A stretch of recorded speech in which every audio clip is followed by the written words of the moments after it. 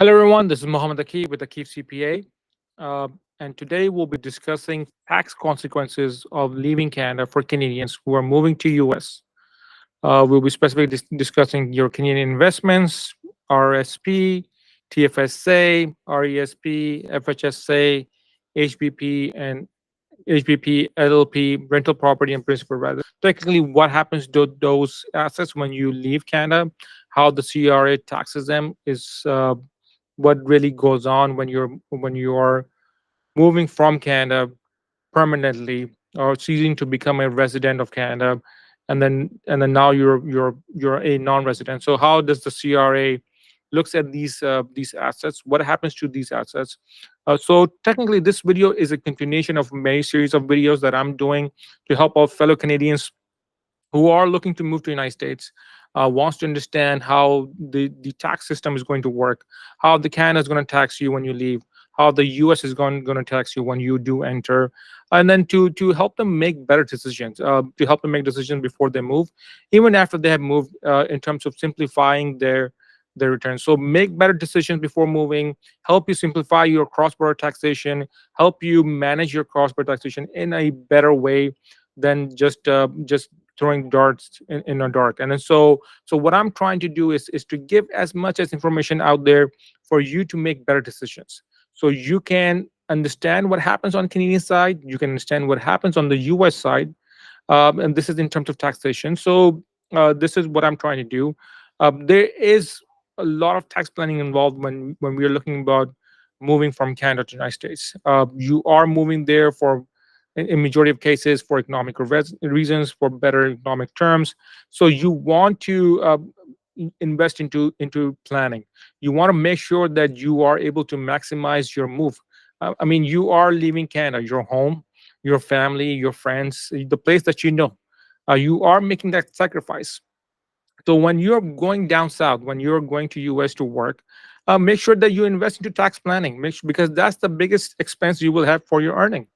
If you can minimize that, if you can simplify that, there's no better advantage. I think when you go down south to work. So for fellow Canadians, I I want to make sure that they understand. I want to give them the opportunity. I want them to have that information where they can make better decisions for themselves in terms of tax. Because it is very important. A lot of Canadians that I work with, when they move to South, when they move to United States, they don't understand how the US will be taxing their investments.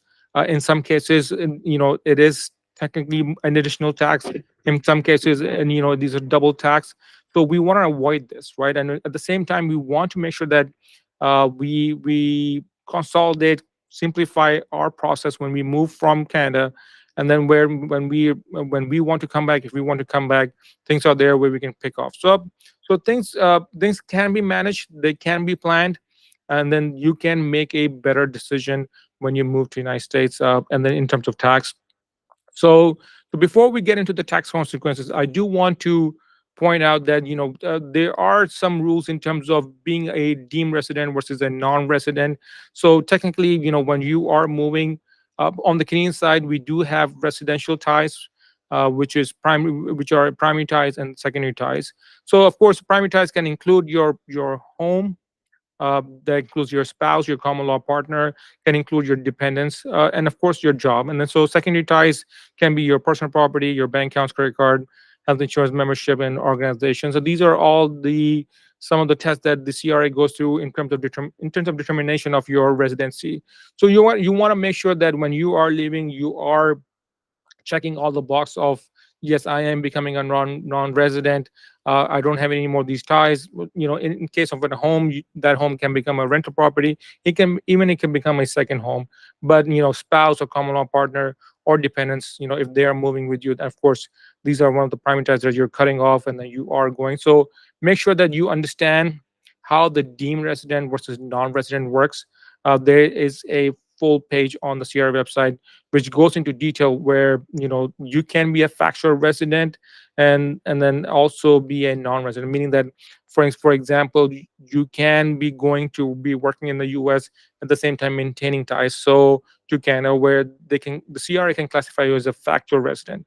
What we are trying to do is becoming a non-resident. So we are cutting our ties, that's primary ties, your secondary ties, and then and we are ceasing to be a Canadian tax resident. So residency status is the most important thing that you need to understand. In a lot of cases, families do move with the primary earner, and then or they are cutting ties specifically. So in a case where, let's say, we are not sure that we are cutting ties, there is a form that you can submit to CRA, which is NR73 form. You can fill out in this form to determine your status in Canada. In this way, the CRA determines your status. Whereas the other side, where if for sure that let's say you're putting your home on rent, your family is moving with you, you are cutting primary ties, you're closing your accounts, you're selling your property, or you're taking it with them, and so a lot of those things are closing down. Then you know for a fact that you are becoming a non-resident. Where we don't know and then you're not sure of, use the form NR73.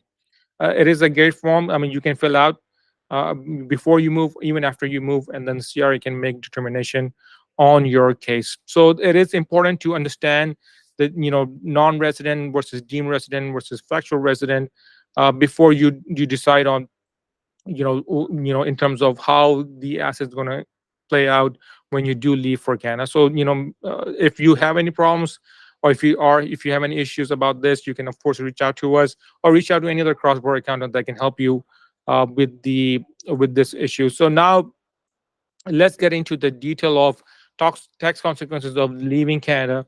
The number one point that I'm discussing will be the Canadian investments, which could be non-registered accounts, which could be trading accounts, crypto accounts, stock accounts. These are all accounts when you do leave Canada. CRA does have a deemed disposition on these accounts. So I have made a separate video on deemed disposition. It is a lengthy video which goes into detail.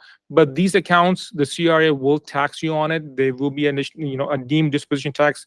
What essentially that means is that the cost, the difference between the fair market value and the cost will be taxed as a capital gain by the CRA when you leave Canada. So or any property that you owned outside of any registered property that you own outside of Canada.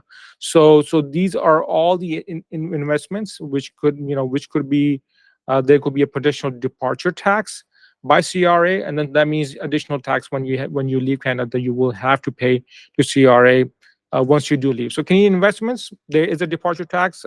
So this is one of the tax consequences when you do leave Canada, which includes your stock account, which could be your non-registered account, your trading accounts, your crypto, any other accounts similar to this account will all be considered part of a deemed disposition, meaning that there will be a tax levied on these accounts. So that's number one. Number two, let's talk about the RRSP accounts. So the RRSP accounts are all retirement accounts, and then are not subjected to any deemed disposition. That means they can stay as it is. If you do leave Canada, nothing really happens to them. The account can continue to grow as they are. The investments in there can continue to grow. There is no other reporting to be done. No requirement of reporting is there too. These accounts are all okay to have. Any retirement accounts are okay to have. TFSA account. Uh, this account, of course, this account is also okay to have. Once you do move out of Canada, if you do leave Canada, there is no additional tax on the TFSA. So all the contributions you made stay in there. They can grow without any problem. So that can stay. But I do want to point out that we do have a problem when you do move to the United States with the TFSA account. This is something that I do want to talk about in detail. I've talked about in many of my other videos that TFSA account is a problem on the US side when you do move. So there is some tax planning that needs to be done for TFSA. But again, you can keep, for Canadian tax purposes, you can keep this account if you want to. Can you contribute? That's a different question. I've also made a video about this. So for initially when you're leaving, you can keep this account. So let's move on to the next account, which is the RESP account. The RESP account, that is of course for education purposes. This account can also be kept. You cannot make contributions to these accounts. So once you do leave Canada, but they can stay in there. They can stay without any problems. So if a child wants to use in the future, they can use this account. There is a tax consequences on this account too, along with the TFSA. So the US does look at the account a little bit differently than Canada does. So we do have additional reporting and taxation requirements on the Canadian side, on the US, I'm sorry, on the US side for the RSP account. So TFSA account and RESP accounts are the exception that we need to look at. Now let's talk about the home buyers plan account. This is technically an account where you borrow money from your RSP account to buy a home, and this is something that you've been using and paying off every year. So when you leave Canada for tax purposes, or you are leaving Canada, you're becoming a non-resident, the the home buyers plan account balance, the total balance of the account, will become due when you become a non-resident. So that means you will have to pay this amount back if once you do move out of Canada.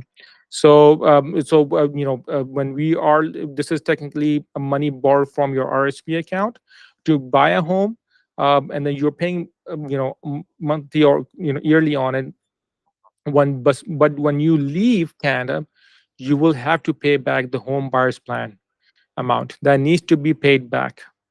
So home buyers plan, definitely in addition to the departure tax, that money needs to be paid back when you do leave Canada. Let's talk about the another plan. Another plan where you borrow money from the RSP account, which is called lifelong learning plan. So lifelong learning plan, again, you can borrow up to 10,000. It is for your education. You can borrow money from your RSP. If you do leave Canada for tax purposes, you will have to pay this money back also. So this is the same thing with the HBP or home buyer plan. The LLP, which is life learning plan, needs to be paid back when you leave Canada for tax purposes, or you're ceasing to become a resident of Canada. So both these programs, so both these accounts, HBP, LLP, needs to be paid back when you leave Canada for tax purposes. So now we have covered the Canadian investment accounts. We have covered the RSP retirement accounts, the TFSA, RESP, FHSA, not FHSA, I'm sorry, HBP, LP, and then now we'll move on to rental property. So rental property, there when you do leave, and this is I'm talking about Canadian rental property. I'm not talking about a foreign rental property, a Canadian rental property. So if you own a Canadian rental property and you leave Canada, there is no additional tax on that property. So there is no deemed disposition on the Canadian rental property. That is free of tax. You can move out of Canada without paying any additional tax on the growth of this property, this asset. So rental property, we don't have to worry about RRSP, we don't have to worry about TFSA, we don't have to worry about RESP, we don't have to worry about. We do need to worry about HBP, home buyers plan, the LLP, the lifelong learning plan that needs to be. We need to worry about that. Rental property, a Canadian rental property, we don't need to worry about when we are leaving Canada for tax purposes. There is a new procedure when you do leave Canada and then you're getting rent. There is a form NR4 NR6. That's something that I will make a video about in detail, but that's a separate matter, and then that needs to be dealt when you become a non-resident. But there is no tax on the growth of the property, the rental property that you own when you leave Canada. So you don't have to worry about those. Principal residence, that's one of the easiest ones out there. So principal residence, there is no tax. Of course, when all the capital gain tax till that home is a principal residence is tax free. There is no tax. So when you do leave Canada, any gain that you have accumulated will be tax free. Of course, if you're turning this into a rental property, that in the same case there, and then or you're going to have this as a second home. I do want to point out one important details when it comes to principal residence is that I've seen a lot of Canadian accountant misses that they forget to designate this property where the gain is not calculated properly, and then next thing you know, in 10 to 5 years when the property is sold, we have a problem in understanding or calculating how much gain was when you actually left, and then how much gain was after you have left. So these are some of the things that we are discussing. These are some of the things that we need to worry about.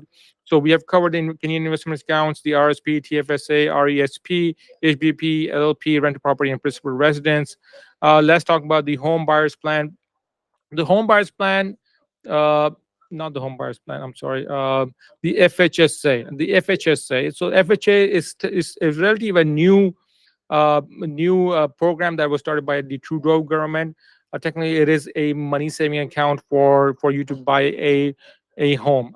So if you do become a non-resident, you can continue to be you can participate in that account. You can keep that account.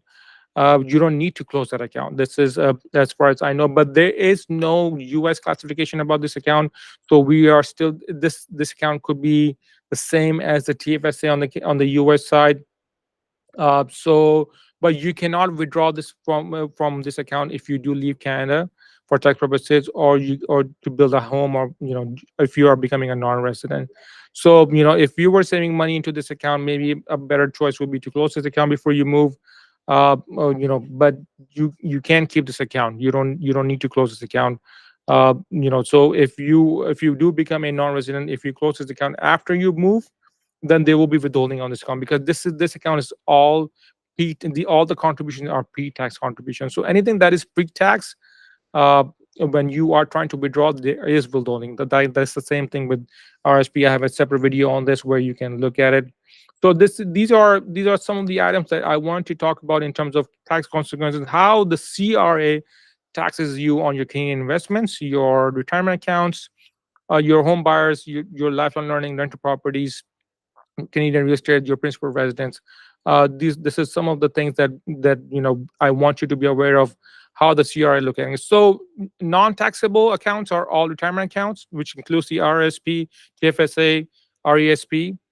These are all FHSA. These are all non-taxable, meaning that there is no additional tax when you do leave Canada.